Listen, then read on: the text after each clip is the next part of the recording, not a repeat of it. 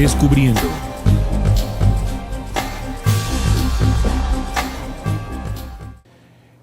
Y si queremos hablar de la globalización como un sistema que apenas llega, bueno, estaríamos equivocados. Estamos viviendo plena globalización. Por ejemplo, cuando nosotros somos capaces en un momento exacto ver la final de la Champions League, es parte de la globalización.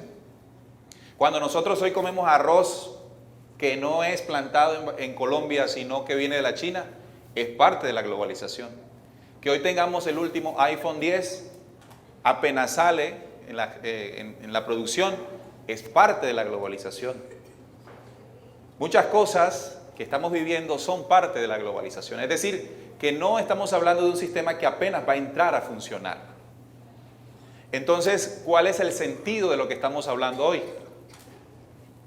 Los pasos que se han venido dando para presentar el hijo o la hija, como queramos llamarle, de la globalización. El hijo de la globalización, o más bien, todo lo que se ha venido haciendo para globalizar al mundo es para ejecutar un plan que sí está por llegar. Y ese es el que les voy a presentar ahora.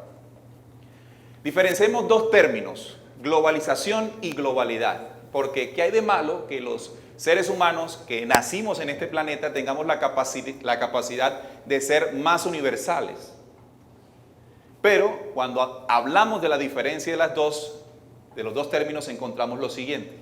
La globalización es esa unificación o convertir el planeta en una aldea global, mientras que la globalidad es el derecho innato que tenemos los seres humanos de habitar todo nuestro planeta Tierra, de manera natural. Que si lo vemos bien con la globalización, aún no se puede. Porque, por ejemplo, cuando nosotros los colombianos queremos llegar a algún lugar en especial, tenemos que presentar visas y tenemos que tener pasaporte. Es decir, que la globalidad como tal, como un concepto y principio original, no existe en el planeta. Y nos cambiaron la globalidad como condición natural del ser humano por la globalización. Y como no conocemos la globalidad, defendemos la globalización. Ese es el juego. Lo que vamos a ver en esta línea del tiempo son diferentes acontecimientos que han venido ocurriendo a lo largo del siglo XX y que desafortunadamente ocurren situaciones en las que no nos damos por enterados de esas situaciones, o si nos damos enterados por ellas o de ellas, no sabemos enlazarlas. Lo que vamos a hacer en ese cuadro que ven allí es enlazar acontecimientos especiales. Empecemos con el primero. En 1907 ocurrió algo por primera vez en el sistema económico mundial. Me refiero a la primera crisis de la cual se conoce en el sistema económico. Escuchemos muy bien este video que les voy a colocar para conocer cuáles fueron las razones de esta crisis. Así, J.P. Morgan, conocido públicamente como un conocedor financiero de la época, aprovechó su influencia masiva publicando rumores de que un banco prominente de Nueva York era insolvente o había quebrado. Morgan sabía que esto causaría histeria masiva y que a la vez afectaría a otros bancos, y así fue. El público, temiendo perder sus depósitos, comenzó masivamente a retirar su dinero y, consecuentemente, los bancos fueron forzados a reclamar sus préstamos, obligando a vender sus productos, y así comenzó una espiral de quiebras, reposesiones y desorden. Poniendo las piezas en orden unos años más tarde, Freddie Callen, de la revista Life, escribió: los intereses de Morgan tomaron ventaja para precipitar el pánico en 1907, guiándolo astutamente mientras sucedía. Ahora, recuerden en el video lo que dijo que ocurrió o lo que hizo JP Morgan para generar esa crisis. Un rumor. ¿Cuál fue el rumor? De que los bancos no tenían el dinero suficiente o las condiciones suficientes para devolver su dinero a los dueños de él, ¿no? Se formó entonces bajo esa condición una crisis que permitió que esos bancos compraran otros a precio de huevo. Las crisis, por lo tanto, desde 1906 se nos enseña, o 7, que son muy fácilmente creadas, ¿sí?, por quienes controlan la economía. Sigamos. Ojo. Hay veces que estos temas, porque en esta conferencia hemos venido diferentes tipos de personas en el sentido de lo que sabemos, de nuestras profesiones y todo esto, ¿no? Pero a veces creemos que este tipo de temas tiene un público en particular. Yo le digo, si nosotros estamos hablando que la globalización es la capacidad que yo tengo para verme la final de la Champions League en tiempo real. Quiere decir que esa capacidad que la globalidad me ofrece nos toca a todos. Y si hay algo en nuestra vida que nos toca a todos, tenemos que conocer de eso, porque además muchos de los que estamos aquí somos padres de familia. Y en nosotros está la responsabilidad de nuestros hijos. Y si no somos padres de familia, estamos construyendo un futuro. Y si estoy construyendo un futuro, debo saber qué es el futuro que en el cual me voy a desempeñar. Así que son temas no interesantes como tal, son prioritarios que lo sepamos. Bien, el próximo evento que vamos a recordar es la creación del sistema de la Reserva Federal. ¿Qué es esto? El sistema de la Reserva Federal es el banco que tiene el monopolio para emitir, fabrica los dólares en los Estados Unidos. Escuchen muy bien esto, es como si fuese, en el caso colombiano, el Banco de la República. Veamos. Cientos de millas al sur de la capital bancaria, la ciudad de New York, cerca de la costa de Georgia, la isla de Jekyll ofrecía un refugio invernal para los ricos y famosos. El dueño de este lugar con un océano pequeño era el señor estanciero, el financiero internacional J.P. Morgan. Aquí, 6 banqueros internacionales tenían reuniones que intentaron mantener secretas y planeaban convertirse en la institución privada más poderosa en los Estados Unidos, el sistema de la Reserva Federal. Todo gira alrededor de la Reserva Federal, un banco privado al que se le dio un monopolio cuando se crearon los billetes. Cada billete de $100 que imprime la Reserva Federal y vende a los Estados Unidos a su valor total representa un préstamo de $100. Aunque el gobierno lo devuelva, tiene que pagarlo con interés. El sistema de la Reserva Federal, bueno, apareció otra vez el mismo personaje de la crisis de 1907, ¿no? Morgan, con una isla de él. Y allí en esa isla se reunió con los 6 banqueros más poderosos del mundo y tuvieron la idea de crear el sistema de la Reserva Federal.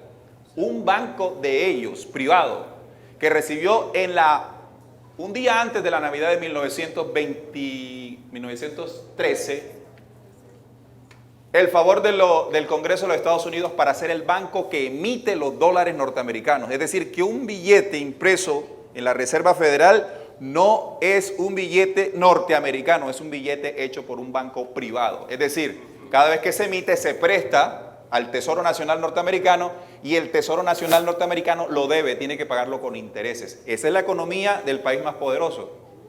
No le pertenece su moneda. Mucha atención a eso. Ahora, la pregunta es, si así ocurrió con el país más poderoso que se nos dice, ¿cómo será el caso colombiano? Vamos a ver. Seguimos. Más adelante, en 1914, se genera o explota la Primera Guerra Mundial. De toda la historia, nunca se había presentado en la historia de la humanidad, una guerra que implicara tantos países enfrentados. Si bien antes eran imperios, no era una guerra mundial. Esta fue la primera. ¿Y qué son las guerras? Las guerras y los conflictos armados son una catástrofe. Provocan sufrimiento y violan los derechos humanos. Entonces, ¿por qué siguen ocurriendo? Porque son rentables. Son un negocio. La razón de que existan es que hay gente que gana dinero con ellas. Mucho dinero. Además, contribuyen a sostener el actual sistema capitalista y patriarcal. Pero no olviden que vamos a enlazar acontecimientos. En este momento apenas los estoy presentando. Obviamente, después de la Primera Guerra Mundial, en la década del 20-30, se presenta la Gran Depresión. Otra crisis mundial. Esta fue más impactante. Escuchemos. El marco alemán reflejaba la historia del país, oscurecida por la división y la guerra. Ha pasado casi un siglo desde que Alemania fuera derrotada en la Primera Guerra Mundial y conducida a una inflación paralizante. El valor del marco alemán cayó tanto que las denominaciones de los billetes estaban expresadas en millones. Para comienzos de los años 20, los ciudadanos necesitaban 1.000 millones de marcos para comprar un pan. La Gran Depresión de los años 30 llevó a Hitler al poder y al diseño de una nueva moneda, el Reichsmark. Esa gran crisis económica que trajo en Alemania, el nacionalismo, primero la devaluación, por supuesto. ¿El nacionalismo de quién? De Hitler. Es decir, que inmediatamente esa crisis trajo al planeta una Segunda Guerra Mundial. Venezuela está en crisis. los patrones que la historia muestra y somos capaces de leerlos y entenderlos, nos hacen o nos pueden hacer entender una proyección hacia futuro. ¿A qué le decimos normalmente una proyección hacia futuro en este planeta? Profecías. Una profecía es una proyección a futuro. Claro que las profecías son cuestiones de las religiones. Así nos enseñaron. Seguimos. En el año 1944, como solución al mundo de la guerra, que fue en 1944, recuerden que la Primera Guerra Mundial finalizó en el 45 con la detonación por primera vez de una bomba atómica. Y allí en ese 1944 en los Estados Unidos, en una región llamada Bretton Woods, se dio una reunión muy importante que ha cambiado los destinos y el desarrollo de la humanidad. El Fondo Monetario Internacional debía garantizar el cumplimiento de las normas acordadas en lo referente al comercio y las finanzas internacionales, como también establecer facilidades de crédito para los países con dificultades temporales de balanzas de pagos. El Banco Mundial fue creado para financiar el desarrollo a largo plazo. El principal objetivo del Acuerdo de Bretton Woods fue poner en marcha un nuevo orden económico internacional y dar estabilidad a las transacciones comerciales a través de un sistema mundial con un tipo de cambio sólido y estable, fundado en el dominio del dólar. Los países adscritos se endeudaron en pocos años y los Estados Unidos se convirtió en el banquero mundial al ser el país con más capital económico. Significa que un mundo en crisis por la guerra necesita soluciones. Y esto lo presentaron los grandes pensadores y economistas de la historia para traer una solución. La creación del Fondo Monetario Internacional, es decir, un banco privado también, que presta grandes sumas de dinero, no a particulares, sino a los estados. El Banco Mundial, un banco también de carácter mundial, que estaría diseñado para ayudar al mundo del posconflicto. Es decir, que si en alguna región en particular necesitan un dinero para hacer unos puentes, unos edificios, o invertir en salud, lo que sea, ahí estaba el Banco Mundial para hacer los préstamos. De hecho, nosotros aquí en Barranquilla le hemos prestado directamente al Banco Mundial. Nuestros pasados alcaldes, para desarrollar, por ejemplo, proyectos como el Transmetro, eso prestan. ¿Y a quién le prestan? Al Banco Mundial. Quiere decir que desde el año 45 y 46, estos bancos que no pertenecen a un estado, son bancos supranacionales, prestan dólares a chorro a quienes lo necesiten. Claro, y cuando se prestan dólares, recuerden que en Bretton Woods también se determinó que la moneda global sería el dólar, una única moneda de negocio internacional. Si usted quiere exportar, le pagan en dólares. Si usted quiere importar, tiene que pagar en dólares. No puede presentar un billete de nuestra moneda porque eso no sirve a nivel internacional. Eso es parte de la globalización, ¿verdad? Ahora, la pregunta es, este dinero que ustedes ven allí, que imprime el sistema de la Reserva Federal y que prestan estos bancos supranacionales, tiene una característica además. Nosotros tenemos la moneda fiat. Fiat significa nada, que no tiene valor. En otras palabras, está respaldado por la fe en el crédito de la persona que está creando el dinero. Si tiene un banco privado aquí, eso es crear este dinero. Entonces su fe está en tener la habilidad de mantener el valor de esta moneda para que todos la acepten. Para muchas de estas compañías externas, el oro solo es un cargamento más a transportar.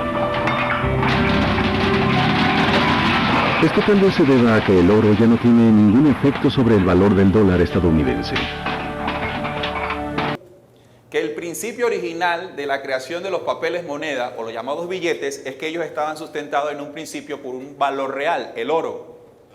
Pero después de Bretton Woods, se le quitó el sustento en oro al dólar como moneda única mundial. Es decir, que los señores de la Reserva Federal podían imprimir billetes sin tener oro guardado. Y eso se trasladó a la economía de todos los países. ¿En qué sentido? En que nuestra moneda tampoco está sustentada en el oro. Ustedes pueden ver nuestros billetes de hace un tiempo y dice tal pesos en oro. Y los de ahora, pues ya no. Eso es producto de la globalización. Veámoslo entonces. El oro comenzó a desaparecer como eso que garantiza el valor real de una moneda.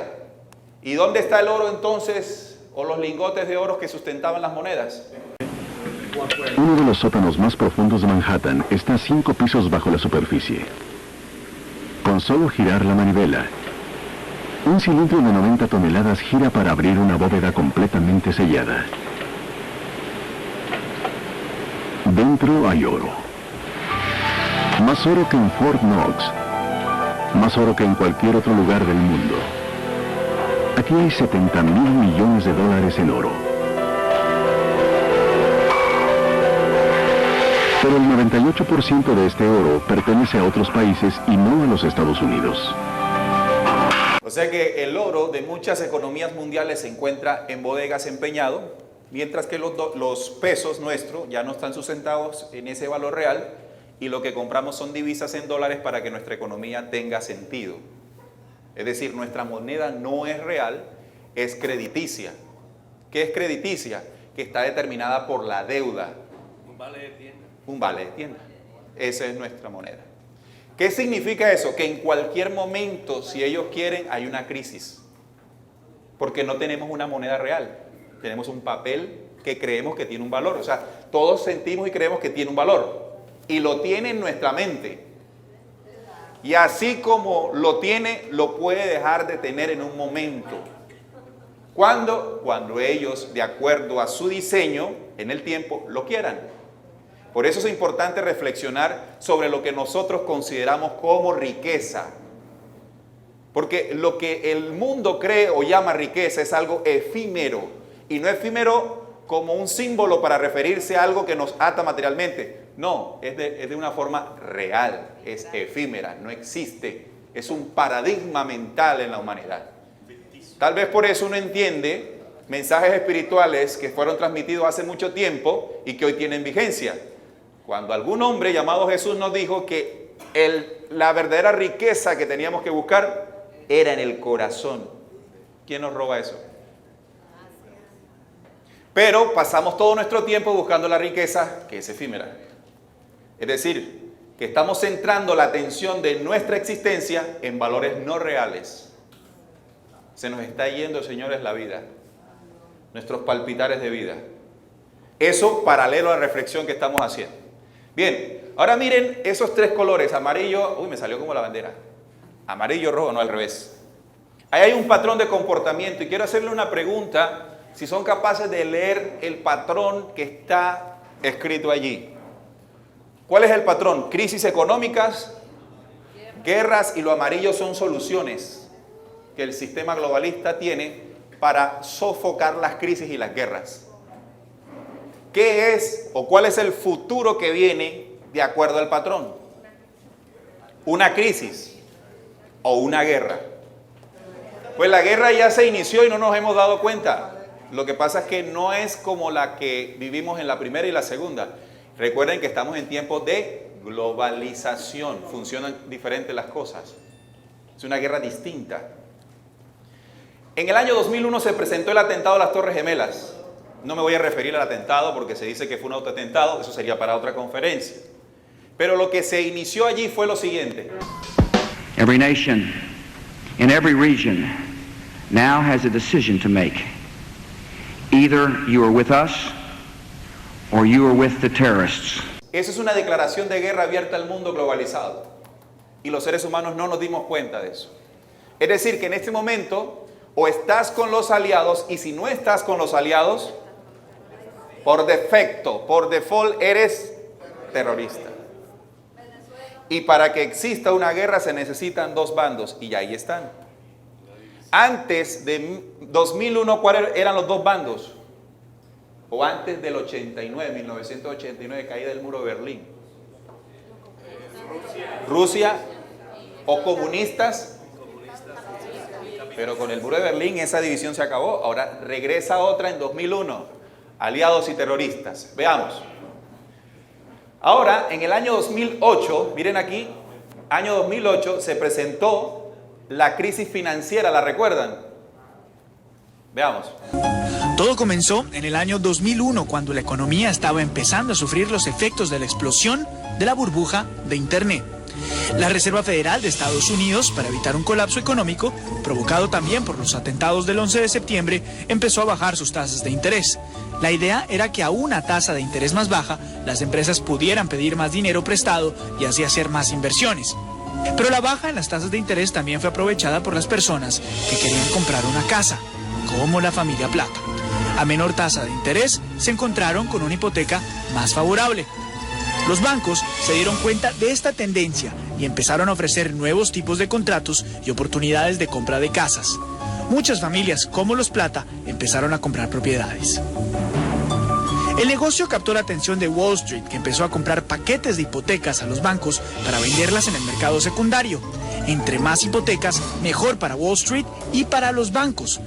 Esta práctica permitió que muchas familias se endeudaran más allá de sus posibilidades y por lo tanto fue solo cuestión de tiempo para que no pudieran cumplir con sus obligaciones. Su deuda era grande, sus ingresos pequeños. Las familias simplemente dejaron de pagar y por lo tanto empezaron los embargos y los remates. Miles de familias resultaron afectadas. Y con su sufrimiento golpearon a los bancos. Las instituciones financieras entran en crisis, se quedan sin dinero, sin liquidez. Esto hizo que los inversionistas empezaran a vender los papeles relacionados con hipotecas que habían comprado, afectando directamente los balances de los bancos. Los inversionistas que operan en Wall Street al mismo tiempo empezaron a sentir que la crisis era cada vez mayor. Muchos entraron en pánico, provocando la caída de los principales indicadores bursátiles. Pero quien más sufre es la familia Plata, que también ve como su plan de retiro 401k atado a los mercados bursátiles pierde valor. A la larga, la familia Plata se quedó sin plata, sin casa, sin ahorros y probablemente sin empleo. Sin empleo. La crisis del 2008 fue financiera. Y los gobiernos internacionales y los bancos internacionales imprimieron capital a los bancos para que la crisis fuese sofocada. A los bancos. Así funciona la globalización. ¿A quién tenían que inyectarle capital o permitirle generar más capital? A quienes perdieron las casas. Pero en este negocio, ¿quién sale beneficiado siempre? Estamos en la globalización. Bien, pero podemos ver la final de la Champions League en vivo y en directo. ¿Sí se da cuenta cómo es el juego? Gracias a la globalización. Bien, seguimos. Ahí está el patrón. Comparemos. ¿Qué viene ahora? Solución. Falta un fenómeno para traer la solución. Guerra. ¿Cuál? La Tercera Guerra Mundial. Y de eso no nos gusta hablar. ¿Quién le va a gustar hablar de algo que va a traer muerte? Pues nadie, ¿cierto? Pero tenemos que poner los pies en la tierra y ser capaces de analizar los acontecimientos que ocurren. La pregunta es, ¿cuándo iniciará una guerra? Miren lo que dijo el Papa Francisco al respecto. El mundo necesita reconciliación. En esta atmósfera de Tercera Guerra Mundial, por etapas que estamos viviendo. Estamos en una Tercera Guerra Mundial ya, solo que es una guerra por etapas. ¿Cuáles son las etapas que no hemos vivido dentro de esa guerra? Enfrentamientos militares fuertes, porque ya hay enfrentamientos militares, y sobre todo ese temor que hay de las bombas. Ya las bombas atómicas son del pasado, eso ya, bombas termonucleares, las bombas atómicas fueron las del pasado, ahora existen las termonucleares que son cientos de veces más poderosas. Ahora bien, veamos este mapa. Lo que está en rojo es el eje, o mejor, lo que está en azul, todo lo que ven en azul es el eje imperial, lo que le llaman desde la otra orilla el eje imperial. Y lo que están en rojo son el eje de la famosa resistencia. Ahí están ¿quiénes? Dibujados, aliados y los que son terroristas y apoyan a los terroristas. ¿Quiénes vemos en el mapa? El azul. Está Estados Unidos, Canadá, Colombia. Nuestro país está del lado de los más fuertes. Bueno, no está más fuerte porque del lado de allá está Rusia, China, Corea del Norte, Venezuela está con ellos, Ecuador también. Han venido cambiando las cosas en Ecuador, ¿no? Bolivia. Y los azules bajitos no están comprometidos directamente, pero sí son aliados. Y los rosaditos no están directamente, pero sí son aliados. Este matrimonio es cada vez más posible. Un matrimonio que podría cambiar el orden del mundo. El ejército de China y el ejército de Rusia unidos significaría un gran desafío para Estados Unidos. Las cifras hablan por sí solas. ¿Han escuchado entonces las tensiones que hay entre Estados Unidos y Corea del Norte? Corea del Norte está al lado de China. China no ha hecho la presión que Estados Unidos quiere que haga en contra de Corea del Norte porque ya lleva varios ensayos de misiles balísticos que son capaces de tener ojivas nucleares. Hizo hace poco una prueba de una bomba termonuclear, mostrando entonces que ya tiene una capacidad bélica suficiente para enfrentarse directamente a cualquier país. Eso son las cosas que tenemos que estar muy atentos. Además, porque cuando comenzamos a ver esa línea del tiempo, lo que estamos esperando es que esta crisis económica que empezó en 2008 y que no ha habido una recuperación, se agudice. Y al agudizarse, los estados siempre han pensado que el mejor negocio para dinamizar las economías son las guerras. Señores, guste o no nos guste, esa es la realidad. La queramos aceptar o no la queramos aceptar. Por eso es de hombres inteligentes informarse, investigar y vivir conforme a lo aprendido. El dinero es deuda, empieza como deuda. Y la economía se sustenta dentro de toda esa economía mundial por la deuda. Significa que es importante que cada hombre que se gana un peso en cualquier país latinoamericano se endeude. Bueno, los que estamos aquí no vivimos endeudados. No, ¿verdad? Deudas, ¿eso qué es? Vivimos endeudados. Y vivimos endeudados porque es parte del sistema globalista. Ahora, les decía al inicio que la globalización no es un mecanismo que traen las élites mundiales hacia un futuro. Lo estamos viviendo. Pero la globalización, que es contraria a la globalidad natural del ser humano, de la especie humana, va a parir a un hijo. Y ese hijo se llama el nuevo orden mundial. Y cuando hablamos de nuevo orden mundial, lastimosamente en la internet se ha convertido en un tema conspiranoico. Y cuando algo se torna conspiranoico, pierde seriedad. Yo me quiero alejar de lo conspiranoico y quiero acercarme a la inteligencia y la lógica que cualquiera uno de nosotros puede tener en el análisis y conocimiento de los acontecimientos que ocurren. Porque yo como padre de familia, yo como ciudadano y como ser espiritual necesito hacer eso. No quiero vivir conforme a lo que se planea dentro de la globalización también, ser masa. Yo no quiero ser masa, yo quiero ser un ser pensante. Quiero ser un hombre propositivo, porque la masa no piensa, la masa obedece. ¿Para dónde va Vicente? Porque Vicente es masa. Y ustedes demostraron al venir aquí que no son masa. ¿Saben por qué? Porque a esta hora pudieran estar haciendo cualquier otra cosa, menos escuchando una conferencia que en inicio ustedes no supieron de qué se trataba o para qué se trataba. Quiere decir que se pusieron por encima de sus razones y dejaron y se permitieron escuchar su inteligencia. Eso es aplaudible. Otra vez apláudanse. Pero recuerden, esto apenas es un paso inicial. Si ustedes este paso inicial no lo suman a lo que es verdaderamente importante y es a su crecimiento y a su comprobación, no ha pasado nada. Fue un día más de sábado. Así entonces, este nuevo orden mundial es una idea que se pretende establecer desde las sociedades secretas. Sociedades que ya no son tan secretas, pero sí secretos lo que quieren hacer. Estas sociedades se caracterizan por tener una serie de símbolos, estrellas de 5 puntas, la estrella de David o el escudo rojo, escuadras y compases, triángulos iluminados, estrella de 5 puntas, la pirámide truncada, el ojo iluminado. Estoy hablando de Illuminatis, de masones, del Priorato de Sion, de los caballeros templarios que parecieran haber terminado, pero no. Mutan, recuerden que son secretas. Las sociedades secretas han existido durante miles de años. Y todas ellas tienen algo en común, un conocimiento exclusivo que sus miembros juran mantener en secreto. Ya que, armados con este conocimiento, creen poder controlar a los demás.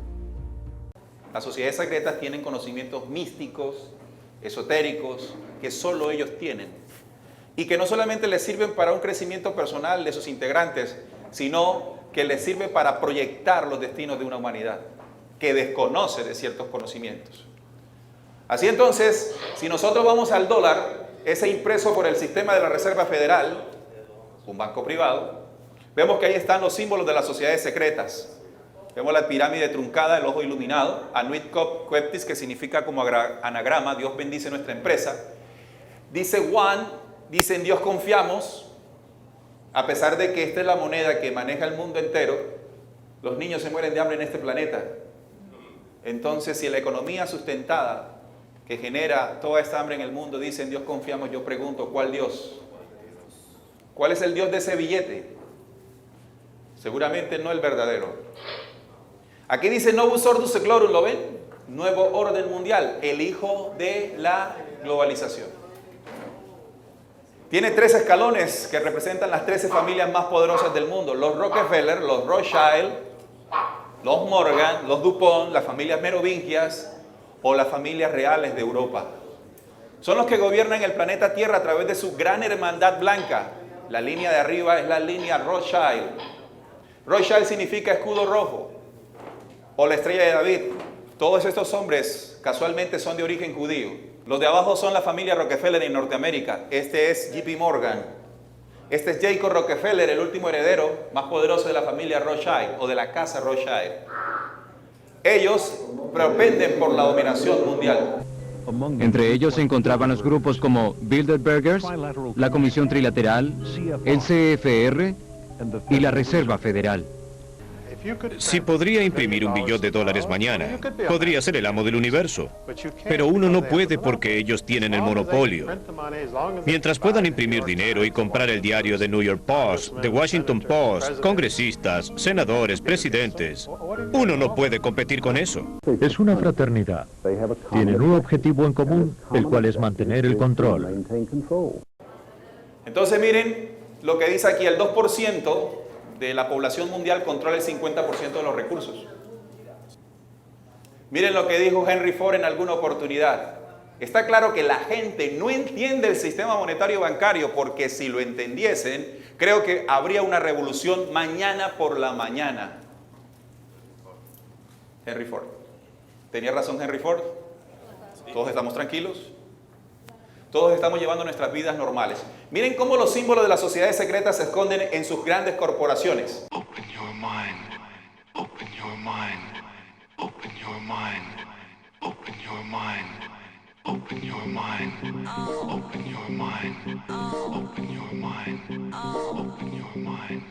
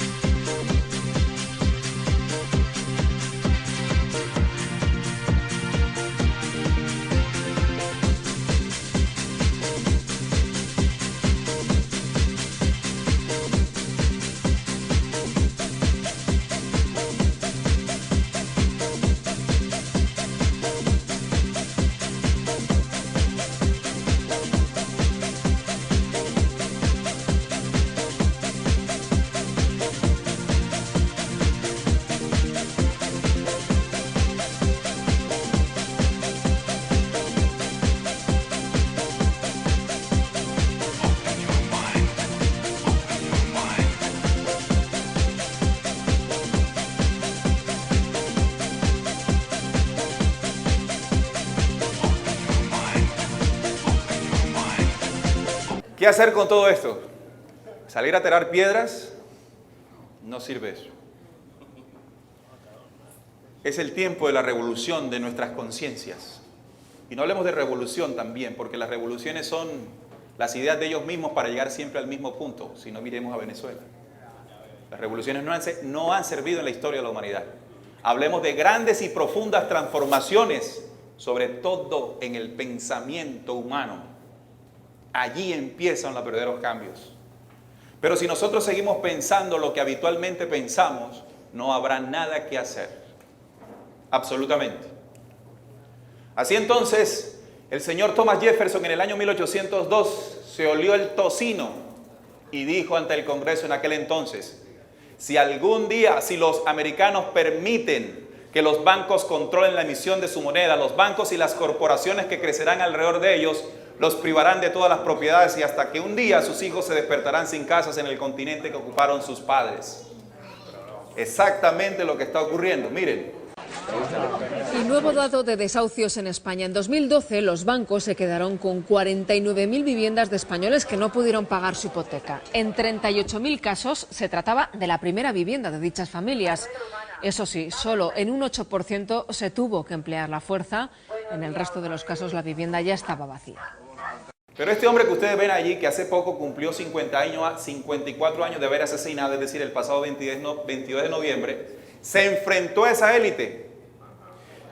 Él lo hizo porque el 4 de junio de ese año que lo mataron, 1963, él firmó una orden ejecutiva, es una orden directa del presidente, no pasa por el Congreso. La 11-110, que permitía el derecho al Tesoro de los Estados Unidos emitir dinero sin el sistema de la Reserva Federal. O sea, él vio, tonto y estúpido, que la moneda de su país la estuviera imprimiendo un banco privado. No, señor, vamos a imprimirla nosotros. ¿Qué pasó? 5 meses después de emitir esta orden ejecutiva, es decir, el 22 de noviembre, fue asesinado. Su sucesor, Lyndon B. Johnson, lo primero que hizo fue eliminar esa orden ejecutiva. Y ya quedan esas imágenes para comprender lo que es capaz de hacer este sistema con el que se le enfrenta. Estas son las nuevas y duras imágenes que 50 años después ven la luz. Todavía se desconoce el origen del vídeo, por lo que los medios de comunicación no se aventuran a confirmar la veracidad del mismo, aunque todo parece indicar que es auténtico.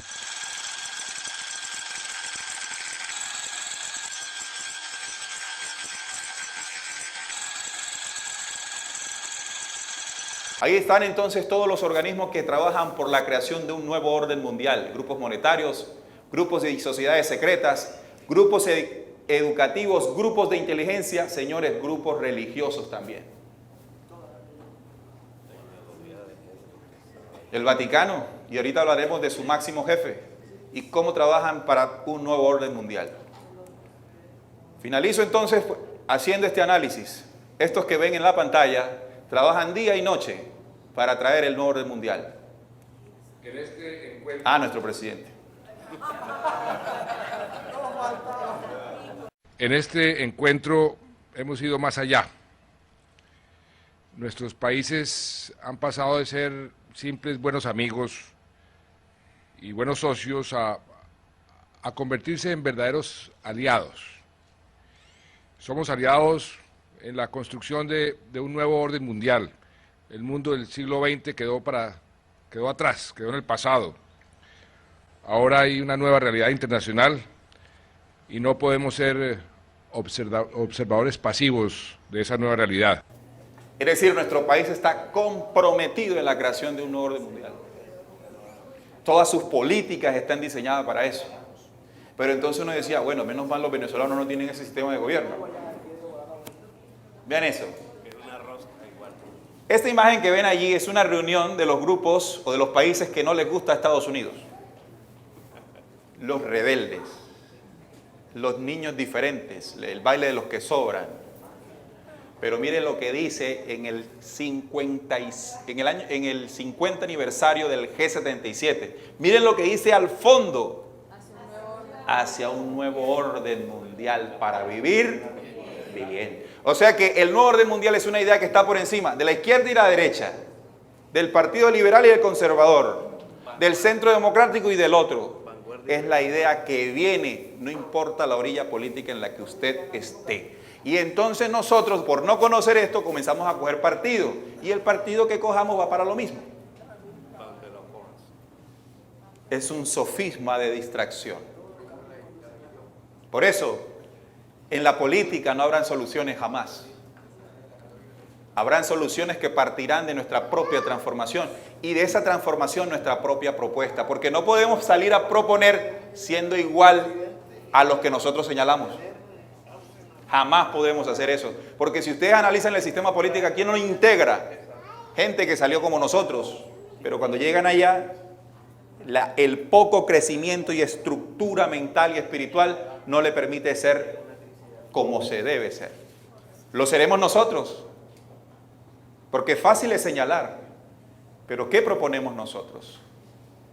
Hemos despertado esa conciencia, es decir, el primer gobierno que soy yo mismo lo gobierno como debe ser. ¿Cómo estoy con los vicios? ¿Los controlo? ¿Los domino? Ese otro segundo gobierno que es mi familia, entre comillas gobierno por supuesto, ¿cómo está la vida en la familia? ¿Hay divisiones como hay divisiones en la política? Mire cómo se traslada esto a otro punto, ¿verdad? Esa es la reflexión que tenemos que hacer.